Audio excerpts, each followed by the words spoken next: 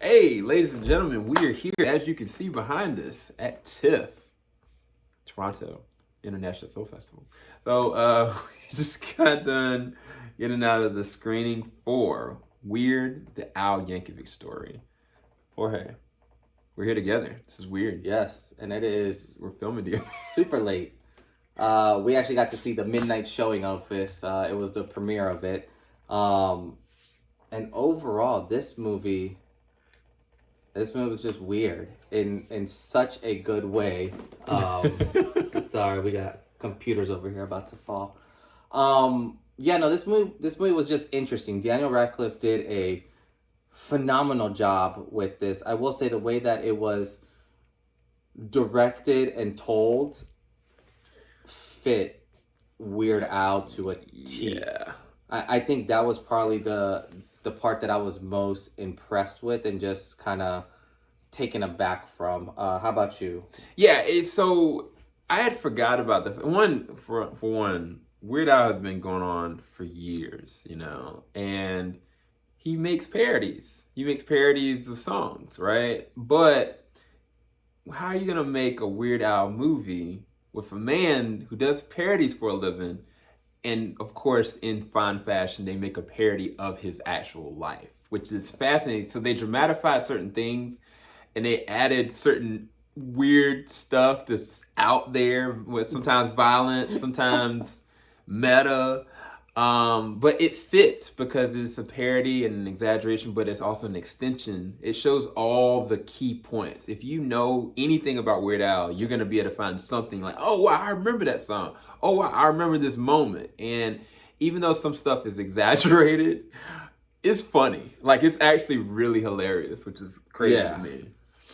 Well, that, and I will say, how they were able to capture the amount of cameos in this movie is unheard of.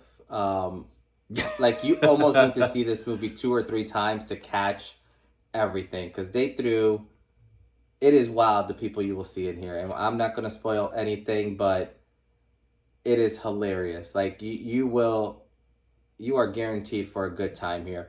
This almost reminds me of, like, if they did a Queen movie, like one of these movies where the songs and they play them and you kind of like cheer around. And it's like art theater, people were clapping to the music.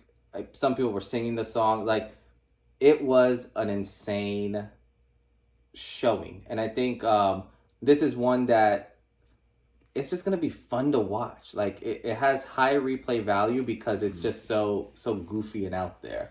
Yeah, I think for some people, like people that we know, it may be a little too out there. I'm curious to see the general population if they're interested in intriguing this. Yeah. But to me, if you know Weird Al and you appreciate what his work was and you enjoy like a really interesting comedy, just quirky, sometimes dark, sometimes violent, I think you might find something to get out of this. The weird thing about it, though, no pun intended, is that, like you said, Daniel Radcliffe, like, he nailed this. Yeah. Like, he really immersed himself to this version of, because it's not exactly everything that you see in this movie is not exactly what happened. Like, sometimes, like, they blatantly are like flipping it. Yes. And I don't want to spoil why, but it's just so hilarious. If you know, then you know. But the way that the character arc goes, like, Daniel's just completely committed to it. Even Rachel from Westworld, Rachel I'm not gonna butcher her name. So this is the weird thing about her. She commits as well, but she plays a very high profile character. Yes. And Madonna is very controversial, but the way they play her up in this, I don't know. She's not necessarily the antagonist, but at the same time, it's very interesting how they play her. Yeah. Without spoiling too much, but I think she does a great job with it. Rachel Evan-Wood, right? Yes. Yeah. Yeah. That's I was so about to mess her name up. But I loved her in Westworld, so it's fine.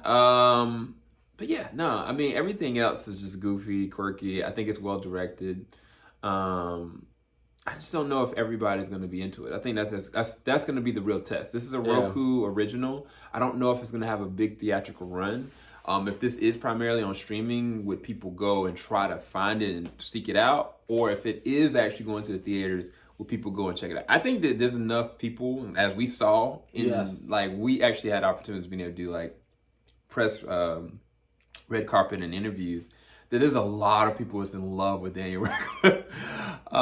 Yes. So people would probably flock to the theaters to see this. I just don't know. We'll see. Mm-hmm. Yeah.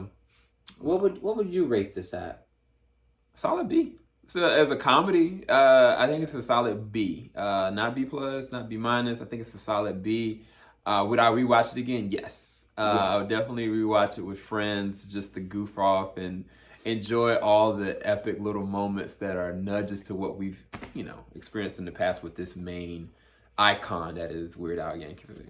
Yeah, and I think for me, I'd probably give it like a B plus just because of the replay value. I think this will be one of those movies that you'll be able to replay it, over and over again.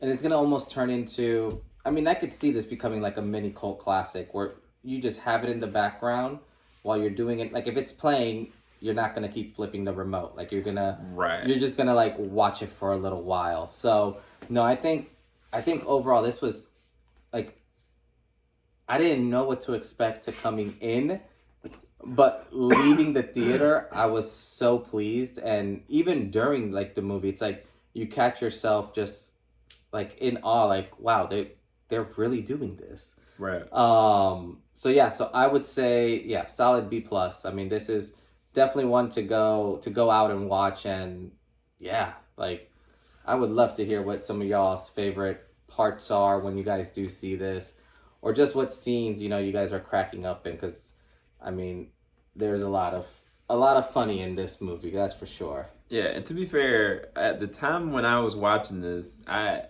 got in late. We got into the movie late. I hadn't eaten. I was sleep deprived. And I was like, man, I just really want to rush to the bathroom and go try to find food. But I stood there for about a good 30 minutes just watching. And I'm sleep deprived. All that stuff, it's telling you that it's enough to catch my interest, and at the same time, probably you guys as well. Yeah. We got a lot more coverage coming for TIFF 2022, so make sure you like, subscribe, hit that bell button, go into the comment section below. Were you excited about this film? Does this make you excited to want to go and check it out? And we'll be back. Go check out our interviews that are coming soon as well. Yes. Bye, guys. Peace.